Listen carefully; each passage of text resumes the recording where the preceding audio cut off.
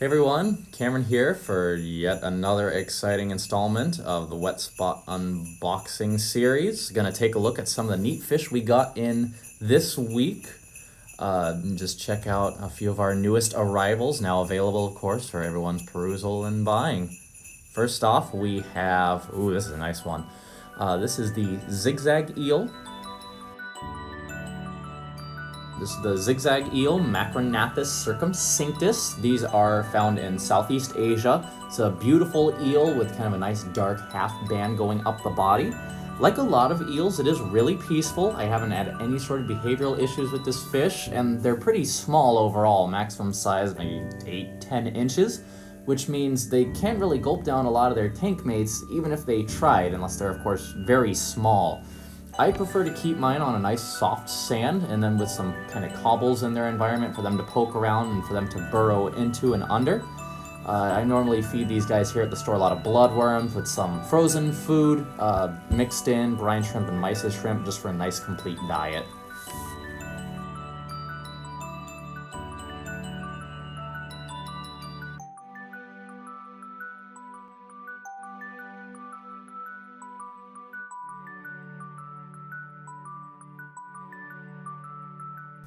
Alright, next up we have a very nice fish.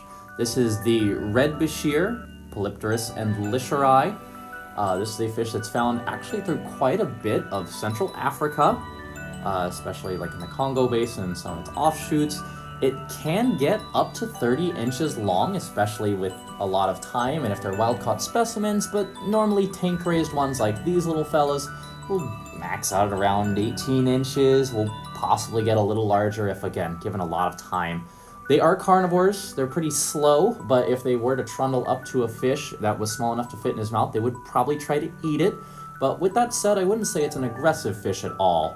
I have one of these at home right now with a bunch of barbs and with some decently sized cichlids, and I haven't had any problems. Just a really cool oddball. We'll do a little continental switch of gears right here. We got in these lovely wild rams. These are wild caught from Colombia.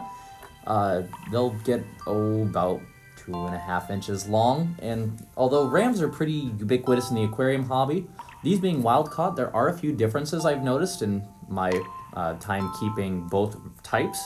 The wild rams do seem to school very nicely and in my own tank tend to group together pretty well. Unlike the German blue rams, these also will have a significant amount of more yellow on their bodies. They also can unfortunately be a little touchier, so you want to make sure that the tank is nice and clean. There's not a buildup of ammonia or nitrite or nitrates, but other than that, they just need a varied diet and slightly warmer water, say 78 to 82 degrees to thrive, and I haven't had any other problems with them.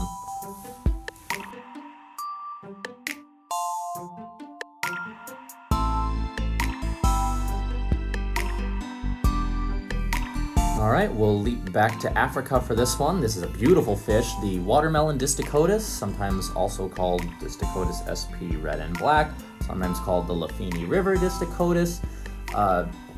Generally found throughout parts of like the Congo Basin, although specifically again, as I mentioned, Lafini River. It should get at least a foot in captivity, though there are some records of them getting even larger, up to 16 inches. They'll get a really nice silvery green on the sides and then little hints of black and red all over. They can be a little feisty, and especially with size, you wouldn't want to keep them with anything that's too small or too easily picked on. They are omnivores, so you'd want to mix in plenty of plant matter into their diet as well. At home, I like to throw in some fresh vegetables for a lot of my fish, and it seems like it really helps with the color and just kind of a nice switch of their diet.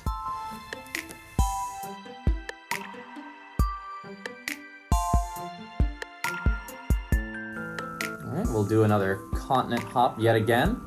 These are an absolutely amazing batch of tiger loaches, Syncrossus helotes.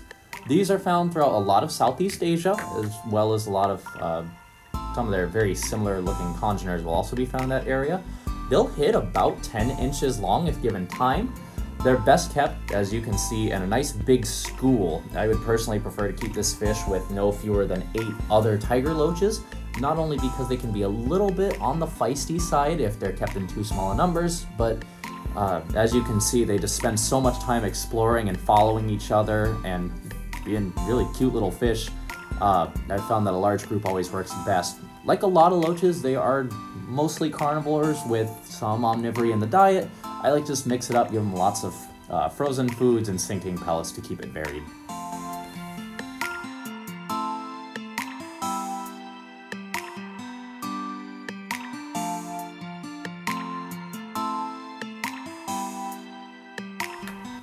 Alright, next up we have a South American fish this time. This is L number 255, the spotted Medusa Pleco. It's a beautiful fish. I love Medusa type Plecos. It's an Ancistrus species that's undescribed as of yet. Like other Medusas, this is going to be found in the Rio Xingu. It'll hit about 5-6 inches long if given plenty of time and of course plenty of food. Like other fish that are found in that genus, they will feed a lot on algae and biofilms, so you want to make sure there's plenty of places for them to graze, nice pieces of wood, pieces of rock, as well as occasional dried foods or frozen foods or algae wafers mixed in. They do need quite a bit of food and preferably to be kept warm for best care. They can be a little touchy in that regard.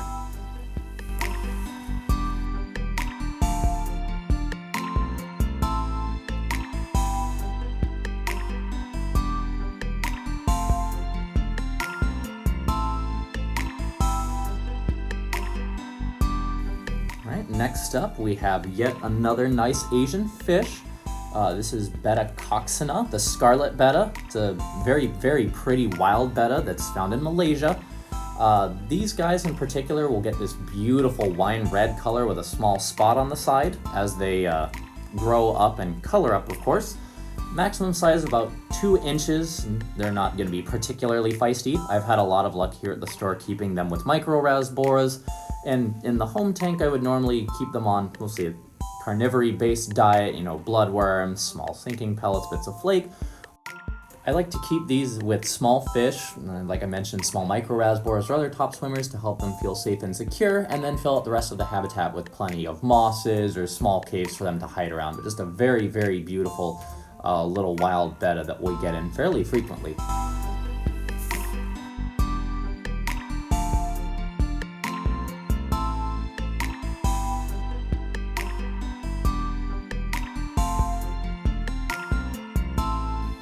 Next up, we have, these are really cool. These are yellow white clouds, Tanichthys kuehnei, more recently described species. I believe that happened in 2009, if memory serves. Like their congeners, they're going to be a nice, peaceful, top-dwelling schooler that'll hit about 1.5 inches in length. Males have beautiful yellow all throughout the body, as well as some nice striping and piping on the fins. Generalized carnivore, micropredator in the wild, I would assume, eating small insects. In captivity should adapt pretty easily to a diet of flakes, small pellets, frozen foods, which I would strongly recommend, especially if you're wanting to get and keep these in breeding condition. It's a shame that these are as rare as they are. This is the first time that I've ever actually seen this great fish.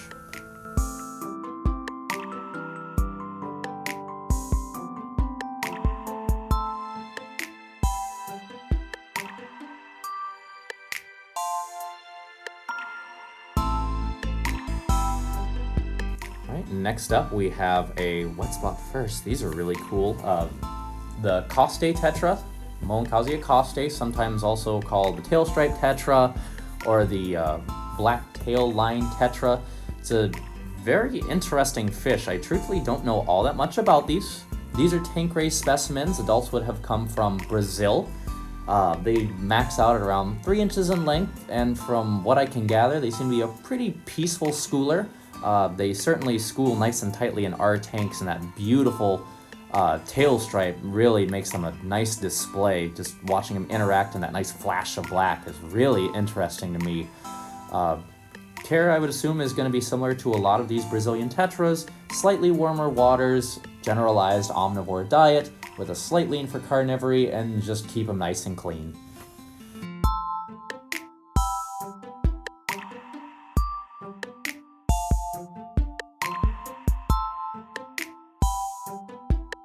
Alright, last but not least, we have a nice little fish, Trichopsis vittata, the Croaking Gourami.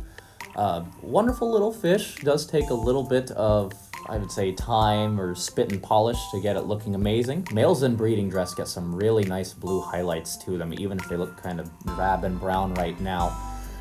So fish from Southeast Asia, they're fairly widespread.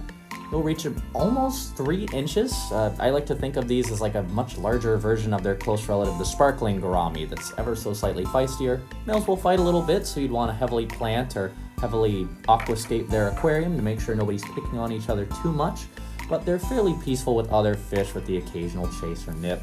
Like a lot of gouramis, they are going to be omnivores and fairly sturdy fish that can breathe air. Just interesting, these can actually produce croaking noises.